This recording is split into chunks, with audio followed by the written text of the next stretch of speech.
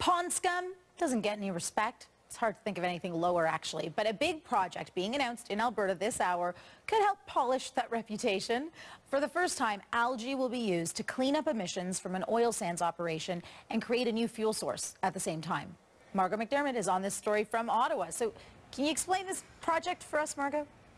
Well, the project is a joint project between a company called Pond Biofuels, the National Research Council, and a big oil sands giant, Canadian Natural Resources. And together they're pooling together $19 million. Essentially what it is they're going to be setting up sort of a pilot project beside Canadian Natural Resources operations in Cold Lake.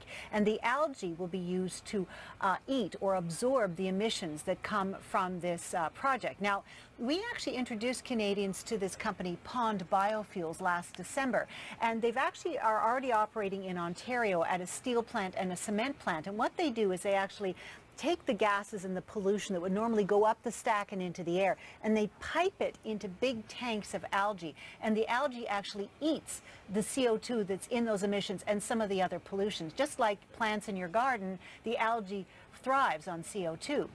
And so what they do is once the algae grows, they take it and dry it and squeeze it into an oil or turn it into a biomass that can actually be burned like coal. So it's working really well in Ontario. So now they're moving this operation for the first time to actually use algae to absorb the emissions from the oil sands. And the company, Canadian Natural Resources, says that it's really interested in this sort of this green project, because once it's up and running full scale, the company says they actually think that the algae will reduce their emissions by 30%, which means oil sands oil would actually have a lower industrial emission footprint than conventional oil if they use this technology. It sounds good, but how much of this project is just a PR stunt for the Conservatives? Well, I think the actual science behind this project is actually quite established. Algae has been used to sort of grow and sort of be used as a biomass for many years. But this company, Pond Biofuels, has sort of added a little bit of extra to it and to use it to absorb emissions. So the science is sound on this.